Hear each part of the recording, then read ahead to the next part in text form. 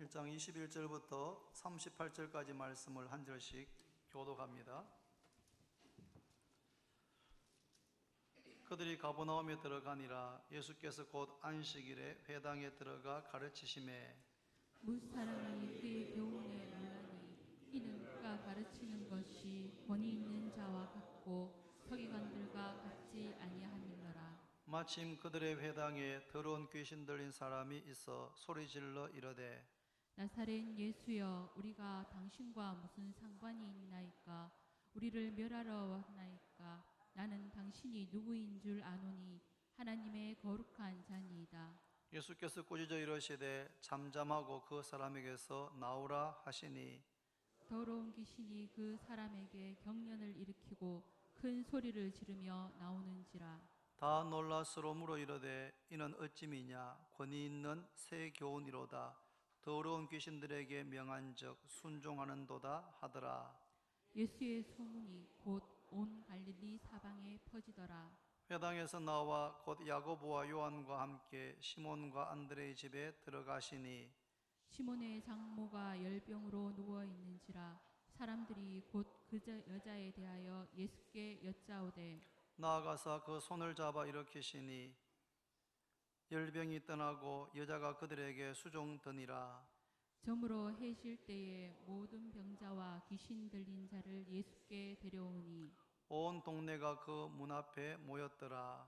예수께서 각종 병이 든 많은 사람을 고치시며 많은 귀신을 내쫓으시되 귀신이 자기를 알므로 그 말하는 것을 허락하지 아니하시니라. 새벽 아직도 밝기 전에 예수께서 일어나 나가 한적한 곳으로 가사 거기서 기도하시더니 시몬과 및 그와 함께 있는 자들이 예수의 뒤를 따라가 만나서 이르되 모든 사람이 주를 찾나이다.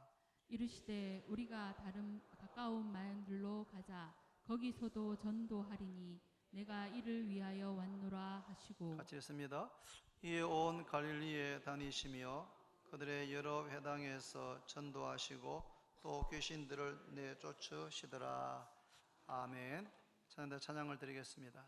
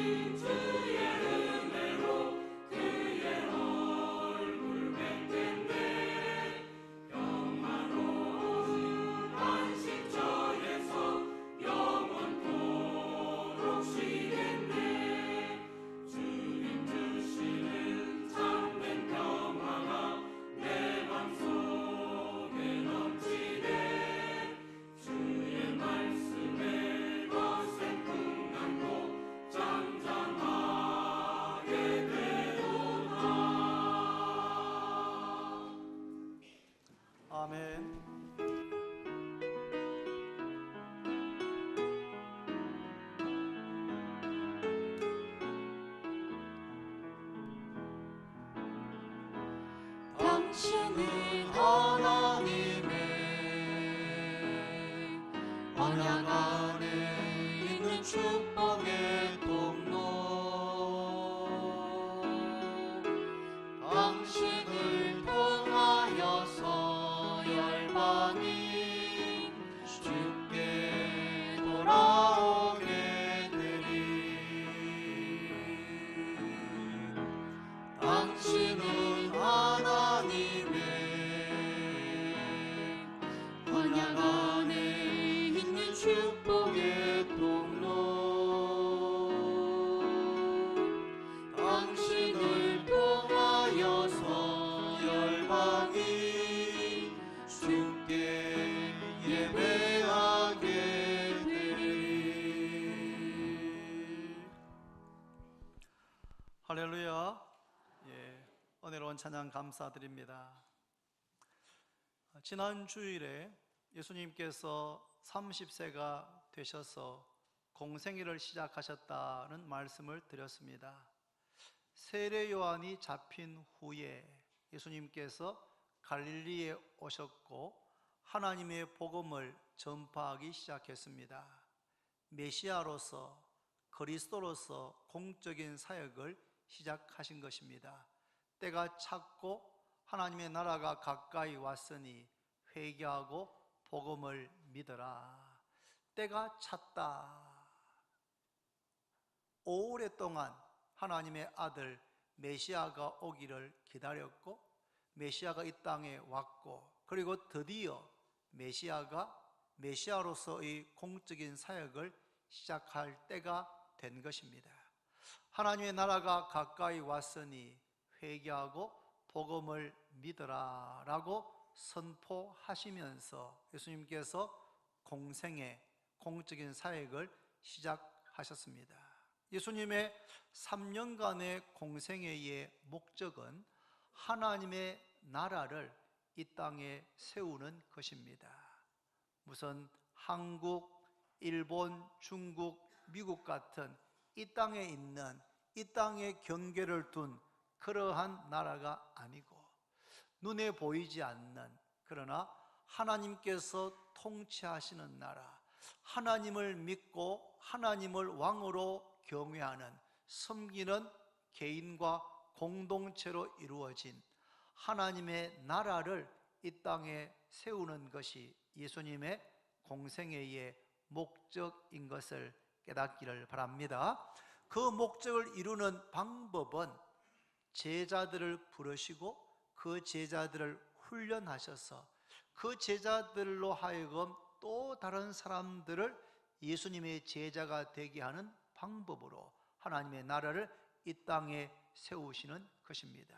그래서 공생애 시작하시면서 제일 먼저 하신 일이 갈릴리 바다로 가셔서 갈릴리 호수, 갈릴리 바다에 지나다니시다가 시몬과 그의 형제 안드레가 바다에 그물 던지는 것을 보시고는 나를 따라오라, 내가 너희로 사람을 낚는다는 표현이 조금 부정적으로 들리기 때문에 그 의미는 사람을 살리는, 사람을 구원하는, 사람을 회복시키는 그런 의부가 되게 하겠다라고 부르셨고, 그 부르심을 받은 시몬과 안드레가 자신들의 그물, 자신들의 배를 버려두고 즉시 곧 예수님을 따라가는 제자가 되었습니다. 조금 더 가시다가 이번에는 야고보, 세베대의 두 아들들 야고보와 요한이 배에서 그물 깁는 것을 보시고는 또 부르셨습니다. 나를 따라오라, 내가 너희로 사람을 낚는, 사람을 살리는, 사람을 구원하는 어부가 되게 하리라고 부르셨고, 그 부르심을 받은 야고보와 요한이 마치 시몬과 안드레처럼 즉시 곧 자신의 배와 그물을 버려둘 뿐 아니라 자신의 아버지를 품꾼들과 함께 배에 계시게 하고 그 즉시 예수님을 따르는 제자가 되었다는 말씀을 지난 주일날 드렸습니다. 오늘 본문 21절을 보면 그들이 가버나움에 들어가니라는 말씀으로 본문이 시작되고 있습니다. 가버나움이 어딘가 하면 갈릴리 호수가 매우 크기 때문에 갈릴리 바다라 부르기도 합니다. 그런데 그 갈릴리 호수의 북서쪽에 있는 갈릴리 호수에 접해 있는 어촌 마을이 바로 이 가버나움입니다. 갈릴리 지역에 특별히 가버나움이 예수님께서 사역하신 사역의 중심지입니다. 이 가버나움에 있는 회당에 그들이 들어가셨습니다. 그날은 바로 안식일입니다. 가버나움에 있는 회당에 들어간 그들이 누굽니까? 바로 예수님과 그의 제자들, 부름을 받은 시몬과 안드레, 그리고 세베대의 아들들 야고보와 요한이 예수님과 함께 가버나움에 있는 회당에 들어가셨고, 예수님께서 그 회당에서 가르치시더라. 무엇을 가르쳤는지를 마가는 언급하고 있지 않지만 복음서를 쭉 읽어보면 예수님께서 가르치는 장소에 따라서 내용은 좀 달라지지만 그 주제는 항상 하나님의 나라였습니다. 하나님의 나라에 대해서 예수님께서 가르쳤습니다. 그런데 그 가르침을 듣고 사람들이 다 깜짝 놀랐습니다. 무슨 사람이 그의 교훈에 놀라니. 왜 놀랐습니까? 이는 그가 가르치는 것이 권위 있는 자와 같고 서기관들과 같지 아니함일러라. 예수님께서 가르쳤는데 그 가르침이 뭔가 서기관들과는 다른 무엇인가 권위가 있는, 무엇인가 권세가 있는 그런 가르침이었기 때문에 그 가르침을 듣는 많은 사람들이 그 가르침을 듣고 깜짝 놀랐습니다. TV 프로 중에 차이 나는 클래스라는 프로가 있습니다. 차이 나는 클래스, 차이 나는 강의, 뭐 그런 뜻이죠. 차이 나는 클래스. 저 가끔 그 프로를 볼 때가 있는데 그 프로에는 대한민국의 그 분야에 관해서는 가장 탁월한 사람, 탁월할 뿐 아니고 강의도 너무 잘하는 그런 분들이 나와서 거기서 강의를 하는 그런 내용인데, 들으면 정말 귀에 쏙쏙 들어오게, 그 강의하는 내용에 대한 아무런 배경 지식이 없는 저 같은 사람도 강의를 들으면 강의 속에 빠져들어갈 만큼 강의를 참 재밌게 잘하는, 심오한 내용이 너무나 그렇게 강의를 잘하는 것을 여러 번 들은 적이 있습니다. 그와는 대조적으로 제가 대학 다닐 때 저희 학교에, 저희 과에 한국 역사학회에서 유명한 분들이 많이 계셨는데 학자로는 정말 탁월하신데 강의는 왜 그렇게 못하시는지,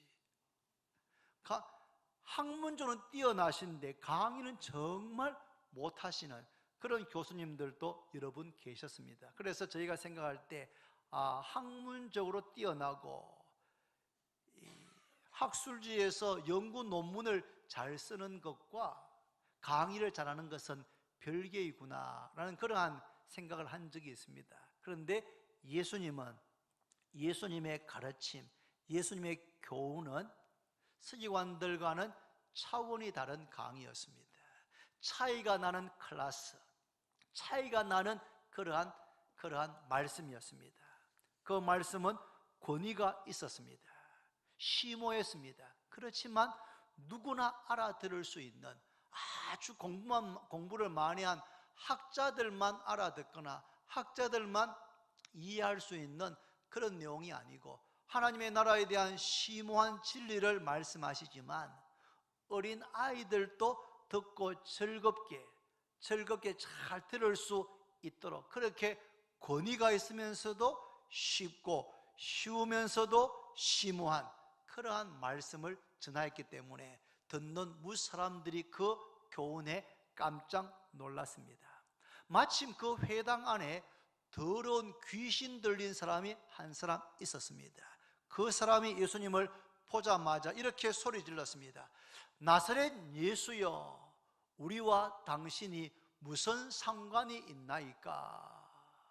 이 귀신이 이상하게 나와 이렇게 하지 않고 우리와 하는 걸 보니까 이 사람 속에 귀신이 한 마리만 들어간 것이 아니고 귀신이 여러 마리가 들어가 있는 것 같습니다. 군대 귀신 들린 사람은 군대 귀신 수천 마리의 귀신이 들어갈 수가 있는 겁니다. 그러니까 우리와 당신이 무슨 상관이 있나이까? 우리를 멸하러 오셨나이까? 나는 이렇게 합니다. 나는 당신이 누구인지 아는데 바로 하나님의 거룩한 자이십니다 라고 더러운 귀신이 그렇게 고백했습니다. 이때는 예수님께서 사역하신 지 아주 초창기이기 때문에 예수님에 대해서 아는 사람이 별로 없을 때입니다. 부름을 받고 따른 시몬과 안드레, 야고보와 요한도 예수님이 누군지 정확하게는 잘 모르고 무엇인가 모르는 그러한 권위, 그러한 것에 끌려서 아마 부르심을 받고 순종했던 것 같습니다. 그런데 이 더러운 귀신은 예수님이 누구신지를 정확하게 알고 있었습니다. 나는 당신이 누구인지를 아노니 바로 하나님의 거룩하신 자입니다. 하나님께서 보내신 하나님의 아들 그리스도 메시아 구원자십니다 라고 귀신이 예수님을 정확하게 알고 그렇게 고백을 한 겁니다. 이 귀신이 고백한 내용이 사실이지만 예수님은 그 귀신의 증거, 귀신이 자신에 대해서 증거하는 것에 대해서 기뻐하시지 않으셨습니다. 예수님은 예수님을 따르는 제자들, 그리고 예수를 믿는 성도들, 여러분과 우리가 예수님에 대해서 증거하기를 기뻐하시는 줄로 믿으시기를 바랍니다. 더러운 귀신이 하는 내용은 맞아도 그 더러운 귀신이 예수님을 증거하는 것 기뻐하지 않았어 이렇게 말하십니다. 잠잠하고 그 귀신을 꾸짖으면서 잠잠하고 그 사람에게서 나오라. 이 말씀이 떨어지자 말자 이 사람을 사로잡고 있던 그 귀신이 즉시 그 사람에게서 빠져나왔습니다. 더러운 귀신이 그 사람에게 경련을 일으키고 큰 소리를 지르면서 나왔습니다. 이 사람을 얼마 동안이나 이 귀신이 사로잡고 있었는지는 알 수 없지만 더러운 귀신에 사로잡히면서 이 사람은 사람답지 않게, 사람이지만 사람답지 않게 마치 짐승같이 그렇게 살았던 불쌍한 인생이었습니다. 그런데 예수님께서 이 더러운 귀신을 내어 쫓으심으로 이 사람이 정상으로 회복된 줄로 믿으시기를 바랍니다. 이 귀신 나가는 것을 보고 거기 있던 회당 안에 있던 사람들이 다 깜짝 놀랐습니다. 그러지 않아도 예수님께서 가르치는 그 내용이, 그 가르치시는 것이 무엇인가 권위가 있는, 석윤과는 차원이 다른 차이가 나는 그런 가르침이었는데 이 예수님께서 더러운 귀신을 명하시면서 잠잠하고 그 사람에게서 나오라 라고 말씀하시자 말자 그 귀신도 즉시 그 사람에게서 나오는 그런 권세가 있는, 그런 권위가 있는 가르침인 것을 보고는 사람들이 깜짝 놀라면서 깊은 감동과 충격을 받게 된 것입니다. 여러분, 시몬과 안드레, 야고보와 요한이 지금 어디에 있습니까? 가버나움에 있는 회당 안에 예수님과 함께 그곳에 있습니다. 무엇을 보았습니까? 예수님께서 가르치는 것을 보았습니다. 그 가르침에 무사람들이 깜짝 놀라는 것을 보았습니다.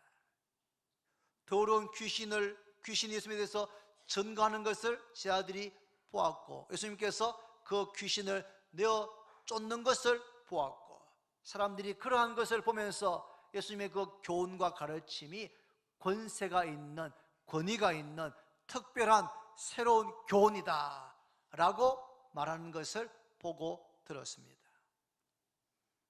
예수님은 가는 곳마다 말씀을 가르쳤습니다. 때로는 빈들에서, 때로는 산 위에서, 때로는 갈릴리 바닷가에서 말씀을 가르쳤습니다. 수많은 사람들이 그 말씀을 들었습니다. 그런데 예수님께서 말씀을 가르치시는 1차적인 목표는 바로 제자들입니다. 무리들에게도 가르치시지만, 무리들에게도 비유로 말씀하시지만, 그러나 무리들이 돌아가고 난 다음에 제자들이 비유에 대해서 물을 때에 그 비유에 대해서 차근차근 설명해 주시는 것을 보면 예수님의 가르침의 1차적인 목표는 바로 부름을 받고 주님을 따르는 제자들인 것을 알 수가 있습니다. 제자들은 기본적으로 배우는 자들입니다. 무엇을 배웁니까? 예수님께서 가르치시는 것을 배웁니다. 예수님의 말씀을 배우는 자들입니다. 예수님은 우리들이, 여러분과 저가 시몬과 안드레, 야고보와 요한과 같은 그런 예수님의 제자가 되기를 원하십니다. 제자가 되기를 바랍니다. 그 제자가 첫 번째 해야 되는 것은 예수님의 가르침, 예수님의 말씀에 귀를 기울이고 경청하고 그 말씀을 잘 받아들이고 잘 배워야 하는 것입니다. 잘 배우는 제자가 가장 훌륭한 제자가 됩니다. 29절에 보시면 회당에서 나왔습니다. 회당에서 나와 곧 야고보와 요한과 함께 시몬과 안드레의 집에 들어가시니, 회당에서 나오신 예수님께서 야고보와 요한을 데리고 어디로 가십니까? 시몬의 집에 가십니다. 시몬은 이미 결혼했습니다. 결혼한 상태이고 시몬은 지금 자신의 장모님을 모시고 살고 있습니다. 그런데 이 장모님이 지금 열병으로 알아 누워 있습니다. 여러분, 열이 떨어지지 않는 것은 매우 무서운 것입니다. 무엇 때문에, 무슨 원인으로 고열이 나는지는 몰라도 그 열이 떨어지지 않으면 수술도 할 수 없고 열 때문에 고대에는 죽는 경우가 많습니다. 그런데 이 지금 시몬의 장모가 열병으로 알아 누워 있습니다. 예수님께서 야고보와 요한을 데리고 시몬의 집에 가셨습니다. 그리고 사람들이, 아마 제자들이 예수님에게 시몬의 장모가 어떤 사람인지, 그리고 시몬의 장모가 지금 열병으로 알아 누워 있는 것에 대해서 이야기했을 겁니다. 31절에 보시니까 예수님께서 나아가사 그 손을 잡아 일으키시니, 시몬의 장모의 손을 잡아 일으키시니 어떻게 되었습니까? 열병이 떠나고 여자가 그들에게 수종드니라. 할렐루야. 열병으로 알아 누워있던 시몬의 장모를 예수님께서 그의 손을 잡아서 일으키시니, 그 장모, 시몬의 장모를 괴롭혔던 그 열병이 떠나가고 열병이 치유되고 깨끗하게 낫는 역사가 일어났습니다.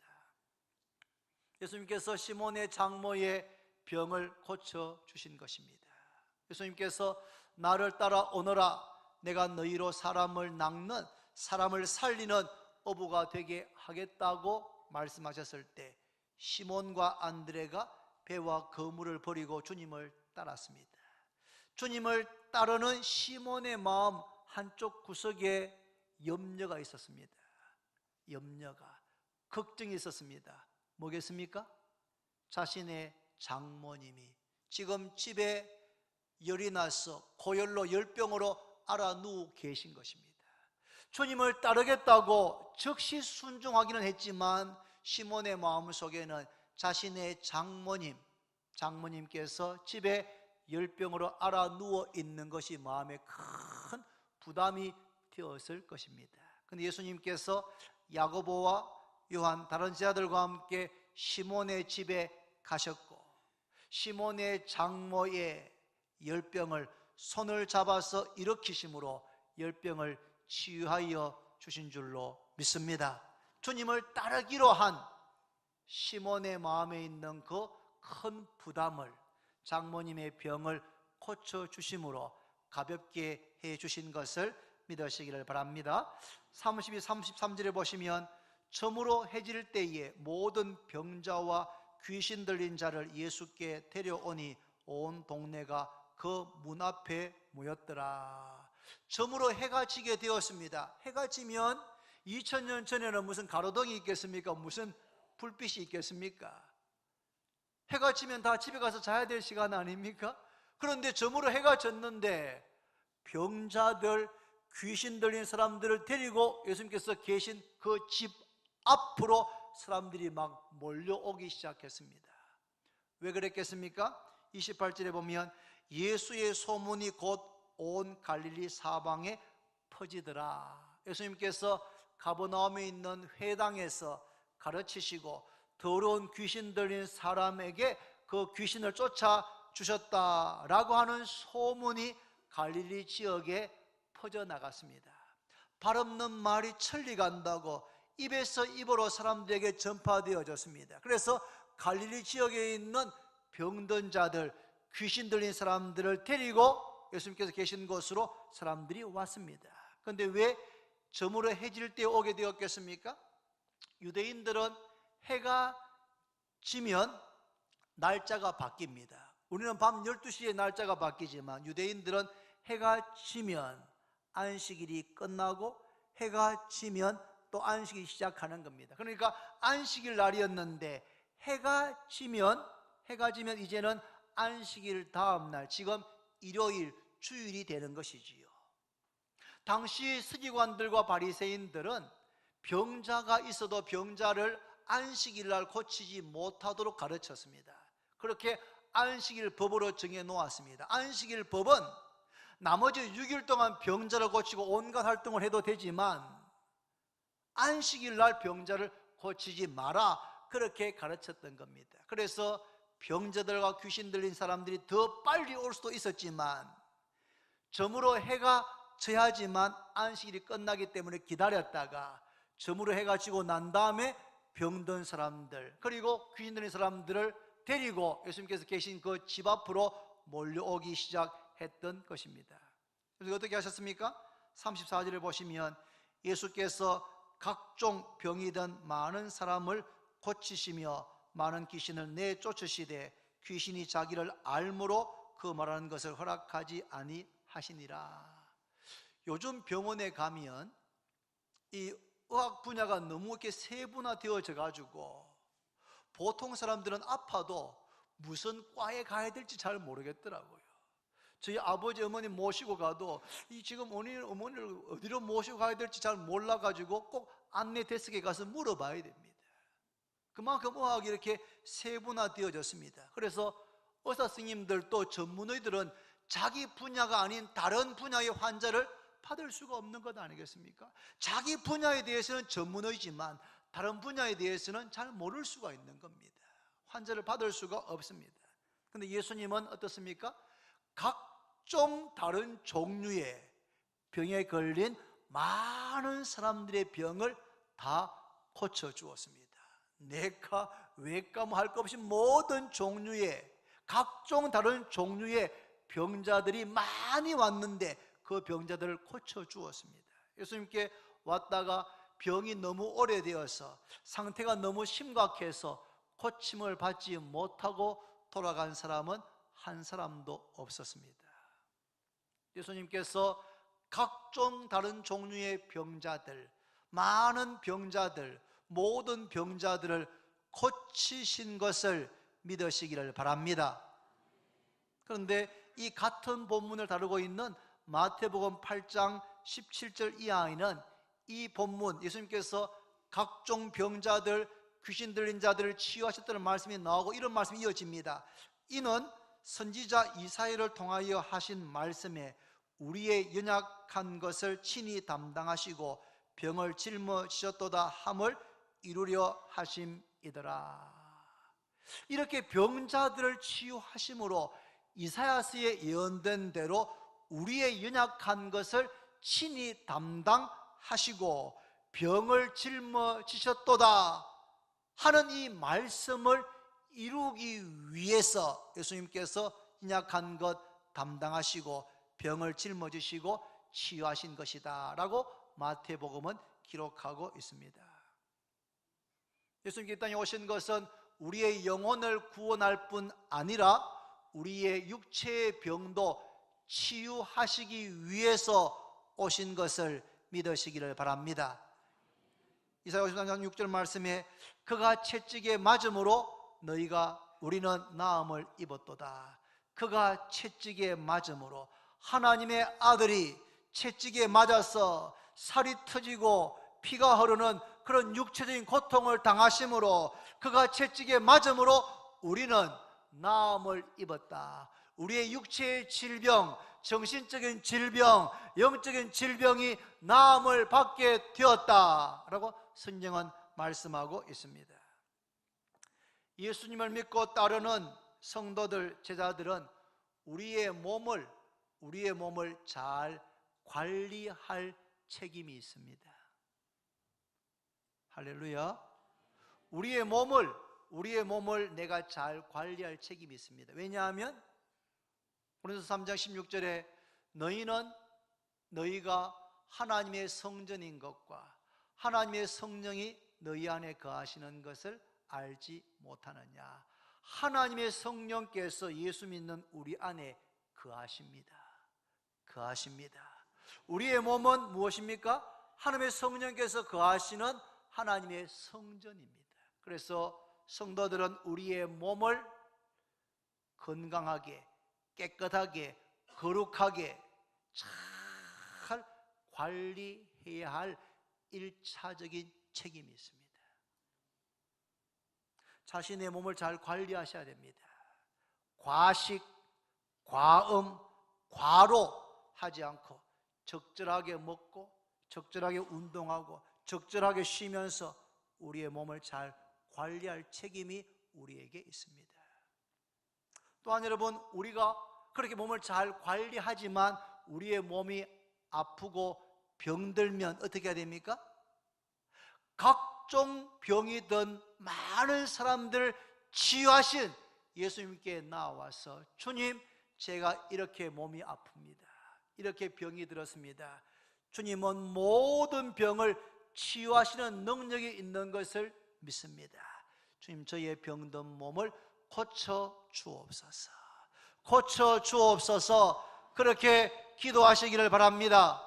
기도하면 모든 병을 치유하시는 주님의 능력이 우리에게 임하여서 우리의 육체의 병, 정신적인 눌림으로부터 우리를 치유하시고 회복하시고 자유케 하시는 줄로 믿습니다. 우리 주변에 몸이 아픈 가족이나 친구나 동료나 이웃을 만나면 어떻게 해야 되겠습니까? 오늘 본문에 병자들과 귀신 들린 자들을 데리고 주님 앞에 왔던 사람들처럼 우리 가족이나 친구나 이웃들 가운데 몸이 아픈 분이 있으면 그분들에게 이렇게 말해야 됩니다. 예수님을 믿으시면 예수님은 모든 병을 치유하시는 능력을 가지신 창조주십니다. 그 예수님께 나오시면 몸이 치유가 될 겁니다. 그렇게 이야기하고 그분을 교회로 모시고 오게 되면은 몸이 아픈 그것 때문에 주님 앞에 나왔다가 몸도 치유함을 받고 우리의 영혼도, 그의 영혼도 구원함을 받게 될 줄로 믿습니다. 35절을 보십니다. 35절에 같이 있습니다. 다 같이 시작. 새벽 아직도 밝기 전에 예수께서 일어나 한적한 곳으로 가사 거기서 기도하시더니, 예수님의 하루는 매우 피곤하셨을 것 같습니다. 갈릴리 바닷가에서 제자들을 부르셨습니다. 나를 따라 오너라, 내가 너희로 사람을 낚는 어부가 되게 하겠다 말씀하십니다. 그들과 함께 가버나움에 가셔서 가버나움에 있는 회당에 들어가셔서 가르칩니다. 사람을 가르칩니다. 여러분, 가르치는 일이 쉬운 일이 아닙니다. 여러분, 가르치십니다. 그 회당 안에 있는 더러운 귀신을 쫓아내십니다. 그리고는 시몬의 집에 가셔가지고 시몬의 장모의 열병을 고쳐주십니다. 그리고 해가 저물 때에 남들은 다 퇴근하고 쉴 시간인데 저물어 해질 때에 병자들과 귀신 들린 사람들을 데리고 수많은 사람들이 예수님께서 계신 집으로 왔습니다. 예수님은 그 사람들을 일일이 일일이 한 사람 한 사람 만나주시고 치유하여 주셨습니다. 그리고는 늦은 시간에 아마 잠자리에 들었을 것입니다. 그런데 아침에 늦게 해가 중천에 뜨도록 그렇게 주무신 것이 아니고, 예수님께서 본문에 새벽 아직도 밝기 전에, 새벽에 아직까지 해가 뜨기 전에, 아직까지 어두운 시간, 예수님께서 새벽 일찍 일어나셨습니다. 그리고는 한적한 곳에, 조용한 곳에 가셔서 거기서 기도를 하셨습니다. 예수님께서는 새벽 7시간에 기도하면서 하나님 아버지와 교제하셨습니다. 하나님의 아들이 육신이 되어 이 땅에 오셨습니다. 우리와 똑같은 모습이시지만 그분은 하나님이시고 하나님의 아들이십니다. 예수님께서 새벽 미명에 일어나셨습니다. 우리와 똑같은 몸을 가지고 있기 때문에 늦게 주무시고 활동을 많이 하면 피곤하고 힘듭니다. 그런데 예수님은 새벽 미명에 일어나셔서 한적한 곳에 가셔서 하나님 아버지께 기도하며 하나님 아버지와 교제했습니다. 기도하면서 하나님의 뜻을 분별했습니다. 기도하면서 그날 사역할 힘과 능력을 공급받은 줄로 믿습니다. 예수님께서 하나님 아버지께서 맡기신 사명을 끝까지 잘 감당할 수 있었던 것은, 인간적으로는 여러분 십자가 지는 것은 불가능합니다. 그냥 아무것도 모르고 있다가 잡혀 죽는 것은 몰라도 예수님께서는 아셨습니다. 내일 해가 뜨면 무슨 일이 나는지 알고 계셨습니다. 십자가를 얼마든지 피하고 도망갈 수 있지만 겟세마네 동산에서 아버지여, 아버지여, 이 잔을 내게서 지나가게 해 주십시오.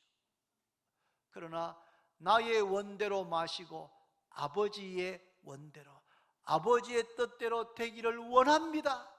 그렇게 이마에서 땀이 흐르고 그 땀방울이 핏방울이 될 정도로 그렇게 간절히 기도하셨습니다. 예수님은 새벽에도 기도하시고 사역하시면서도 보리떡 5개 물고기 2마리를 들고 축사하시면서 기도하시고 나사렛 무덤 앞에서 기도하시고 사역의 순간순간마다 기도하시고 또 중요한 일이 있을 때는 밤을 지새우면서 기도하셨습니다.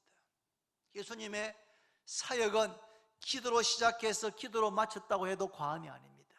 예수님께서 하나님의 아들이시지만 아버지께서 맡기신 그 사명, 그 사역을 완수할 수 있었던 것은 다름 아니고 매일 새벽 미명에 일어나셔서 한적한 곳에서 하나님께 기도하는 시간을 가졌기 때문인 줄로 믿으시기를 바랍니다. 찬송가에 이런 가사가 있습니다.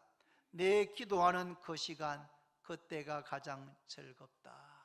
내 기도하는 그 시간, 내게는 가장 귀하다. 이것이 찬송가의 작사자의 고백만이 아니고 여러분과 저의 고백이 되기를 바랍니다. 그런데 시몬을 비롯한 제자들은 복음서에 보면은 항상 기도하는데 실패했습니다. 예수님께서 기도하시는 것을 봤습니다. 아침에 눈을 뜨면 예수님께서는 누우신 자리에 없습니다. 이미 일어나셔서 하늘에 오셔서 기도하시는 것을 제자들이 봤습니다.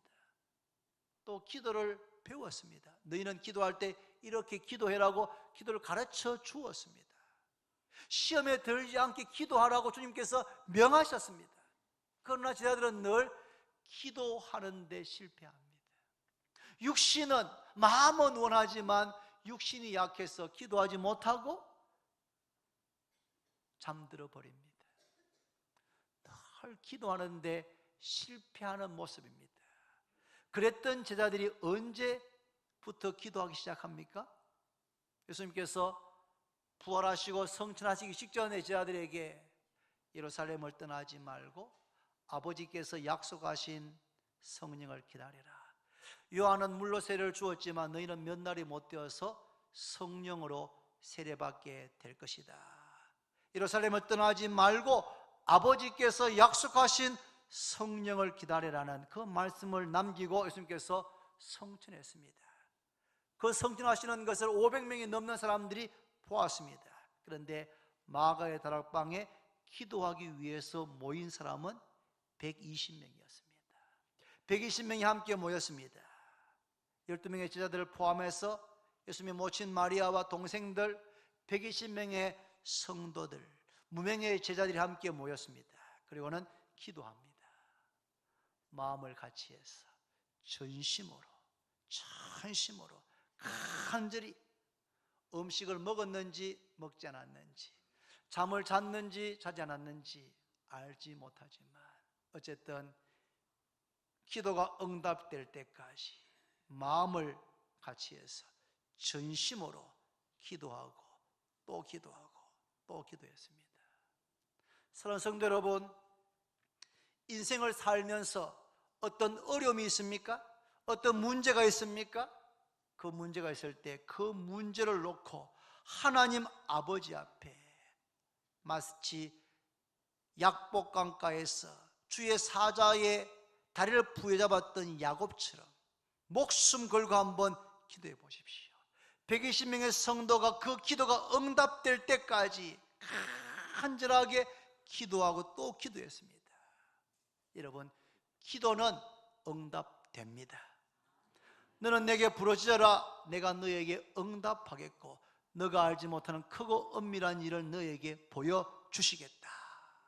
120명이 간절히 기도하고 기도했습니다.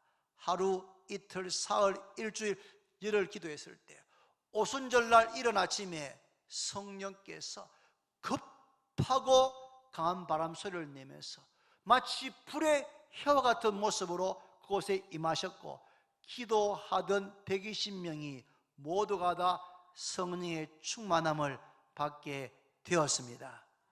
할렐루야. 기도가 응답된 겁니다. 그리고 이때부터 이 제자들은 기도 생활이 달라졌습니다. 한마디로 기도의 맛을 경험하게 된 겁니다. 기도하면 응답해 주시는구나, 기도하면 문제가 해결되는구나, 기도하면 막힌 것이 뚫리는구나, 기도하면 내가 할 수 없는 그 일을 하나님께서 하시는구나 하는 것을 경험했고, 이때부터 제 아들은 기도의 사람으로 바뀌어지는 것을 볼 수가 있습니다. 예수님께서 시몬과 안드레, 야고보와 요한을 부르셨고 그들은 배와 거물과 가족을 뒤로하고 주님을 따르는 제자가 되었습니다. 예수님과 함께 어디든지 갔습니다. 예수님은 제자들에게 자신이 사역하는 것을 보게 하기를 원하셨습니다. 회당에 들어가셔서 가르쳤습니다. 무사람들이 깜짝 놀랐습니다. 권위가 있는, 차이가 나는 특별한 차원이 다른 그런 가르침이라고 놀라고 감동받았습니다. 그럴 때 회당 안에 있는 귀신 들린 사람을 주님께서 귀신을 내어 쫓음으로 주님의 그 교훈, 주님의 그 말씀, 그 가르침이 권세가 있는 것을 한 번 더 증명해 보이셨습니다. 제자들은 예수님의 말씀에 귀를 기울였습니다. 제자는 주님의 가르침, 주님 말씀에 귀를 기울이고 잘 배우는 특징이 있습니다. 예수님께서 시몬의 장모의 병을 고치시고 수많은 병자들의 병을 고쳐 주었습니다. 성도 여러분, 몸이 아프신 분이 있다면 주님 앞에 나올 때마다 기도하십시오. 주님께서는 문둥병자도 고치시고 12년 된 혈루증 앓던 환자도 고치시고 38년 된 중풍병자도 고치시고 한편 손 마른 사람도 고치시고 나면서부터 안전병이 된 자의 눈도 뜨게 하시는 모든 분야, 모든 각종 병, 모든 병자를 고치시는 능력이 주님에게 있는 줄로 믿습니다. 주님, 제가 지금 몸이 여기가 아픕니다. 여기가 불편합니다. 여기가 힘듭니다. 주여, 저의 병을 치유하여 주옵소서. 믿음으로 기도하시길 바랍니다.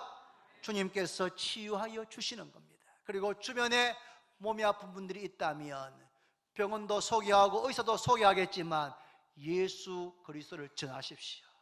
주님께 나오면 주님께서 당신의 그 병든 몸을 치유하여 주십니다. 그렇게 전하시기를 바랍니다.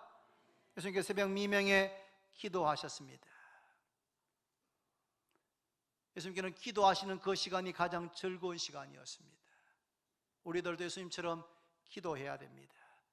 기도는 유한한, 연약한 인생이 무한하신, 전능하신 하나님과 연결되는 시간입니다. 기도는 포도나무 가지, 스스로는 열매 맺지 못하는 그 가지가 줄기와 뿌리와 연결되어져서 포도나무로부터 영양분을 공급받는 시간이 바로 기도 시간입니다.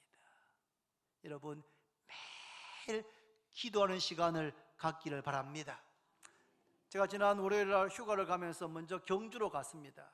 경주로 가는 길에 차 안에서 이렇게 아내하고 찬양 CD를 듣다가 이렇게 CD를 좀 바꾸려고 했는데 이렇게 박스 안에 어느 목사님의 CD 테이프가 CD가 이렇게 있었습니다. 그래서 그걸 이렇게 꽂고 들으면서 갔는데 한 50분 정도 유기성 목사님 분의 설교였습니다. 듣는데 아주 저한테 유익했습니다. 그런데 그분의 설교 맨 마지막에 이런 말씀을 하셨습니다. 초대교회, 2000년 전 초대교회 예루살렘 교회 성도들이 오늘 2018년 한국교회를 만약에 방문한다면 깜짝 놀랄 겁니다. 왜 놀라느냐 하면 한국교회의 건물이 어마어마하게 큰 건물을 보고 우와, 세상에 초대교회 때는 건물이 하나도 없었는데 어떻게 이렇게 한국의 교회가 이렇게 큰 건물이 있는가 깜짝 놀랄 거다. 그리고 기독교 관련 신학서적, 신앙서적이 이렇게 많고 모든 교인들이 성경책을 다 들고 다니는 거 보고 깜짝 놀랄 거다. 초대교회에는 성경책이 없어가지고 바울이 보낸 서신을 읽어주면 다들 이렇게 듣고 그걸 입에서 입으로 전하는 것이 전부였는데 하나님의 말씀을 다 이렇게 들고 다닐 뿐 아니고 집에 몇 권씩 두고 다니는 거 보고 놀랄 것이다. 더 놀랄 것은 이렇게 큰 교회에 많은 성도들이 많은 성경책을 가지고 있는데 한국교회의 성도들이 믿음이 없는 것을 보고 더 놀랄 겁니다. 좋은 교회, 좋은 시설, 많은 책들이 있지만 믿음이 없는 것, 더 나아가서 한국교회 성도들이 기도하지 않는 것을 보고 놀랄 것이다. 저는 그 말씀을 듣는데 제 마음속에 1%도 거부감이 들지 않았습니다. 그분의 말씀을 그냥 제가 100% 그렇습니다. 초대교회 교인들이, 아니 주님께서 한국교회를 오신다면 건물이 이렇게 웅장하게 잘 지은 것, 많은 신앙서적이 있는 것, 방송 매체가 있는 것 보고 놀라시지만 더 놀라는 것은 한국교회 성도들의 마음에 믿음이 이렇게 없는 것, 믿음이 없을 뿐 아니라도 이렇게 기도하지 않는 것, 하루에 10분, 20분도 기도하지 않는 것, 이거 보시면서 더 놀라고 충격받을 것이다. 그 말에 제가 그대로 아멘, 그렇습니다. 하나님, 저희 교회가, 우리 주원교회가, 우리 한국교회가 그렇게 되지 않도록 하나님 불쌍히 여겨 주옵소서, 그런 마음이 들었습니다. 사랑하는 여러분, 오늘 이 시간 이후부터 한번 주님의 제자로서 한번 기도해 보시지 않겠습니까? 예수님께서 새벽 미명에 일어나셔서 하나님의 아들이신 예수님께서 그 맡기신 그 사명을 감당하기 위해서 새벽에 일어나셔서 기도하심으로 그 일을 하셨다면 우리같이 부족하고 연약하고 어리석은 우리가 어떻게 기도하지 않고 우리에게 주어진 일들, 뭐 직장의 일이든 사업이든 가게든 교회에서의 장로의 직이든 권사의 직이든 교사의 직이든 어떤 직이든 이 직분을 우리가 기도하지 않고 어떻게 감당할 수가 있겠습니까? 한번 내일부터 새로운 마음으로 새벽을 깨워서 기도하는 우리 주원교회 성도들이 되기를 바랍니다. 말씀했습니다. 여러분, 예수님께서는 우리들이 시몬과 안드레, 야고보와 요한 같은 주님의 제자가 되기를 원하십니다. 무슨 훌륭한 교수님의 제자가 되는 것도 영광스럽습니다. 어떤 우리나라의 무슨 장인, 어떤 분야의 장인의 제자가 되는 것도 영광스럽습니다. 훌륭한 기업을 이끈 기업의 CEO의 후계자가 되는 것도 영광스러운 일입니다. 그러나 그런 것과는 비교할 수 없는 하나님의 아들, 세상에 오신 구원자, 메시아, 그 예수님의 제자가 되도록 우리를 부르고 계십니다. 시몬이, 안드레가, 야고보와 요한이 배와 거물을 버려두고 즉시 주님을 따랐던 것처럼 우리의 남은 생애가 예수 그리스도의 제자로 살아가시기를 바랍니다. 주님은 가르치시고 치유하시고 기도하시는 사역을 하셨습니다. 우리는 제자로서 말씀의 가르침을 잘 받아야 됩니다. 말씀의 가르침을 잘 받는 제자가 되어야 됩니다. 그리고 우리의 몸이 아플 때, 병들었을 때 주님 앞에 나아가서 치유해 주시기를 기도할 뿐 아니라 우리 주변에 몸과 마음이 병들어 있는 사람을 죽기로 인도하는 제자가 되어야 됩니다.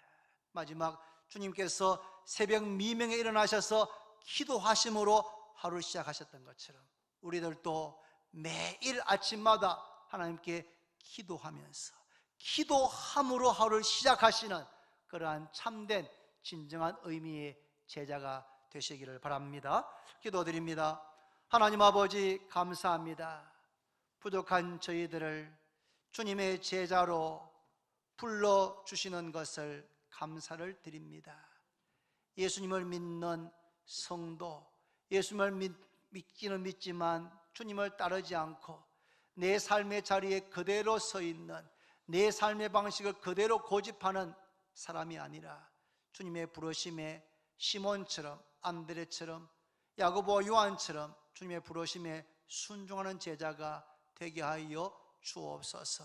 말씀의 가르침을 잘 받고 잘 배우는 제자가 되게 하여 주시옵시고, 우리의 주신 몸을 잘 관리하는 청지기가 될 뿐 아니라 몸이 아플 때에 병원으로 달려갈 수 있지만 주님 앞에 먼저 기도하고 주님의 치유하심을 기대하는 그러한 저희들 되게 하여 주시고, 병든 사람들을 주 앞으로 인도하는 저희들 되게 하시고, 주님께서 새벽 미명에 일어나셔서 한적한 곳에 기도하심으로 하루를 시작하셨던 것처럼 저희들도 내일부터 기도의 사람으로 살아가게 하여 주시옵시고, 우리 교회에 새벽을 깨워서 기도하는 성도들이 더 많아지도록 주께서 축복해 주옵소서. 예수님의 이름으로 기도드립니다. 아멘.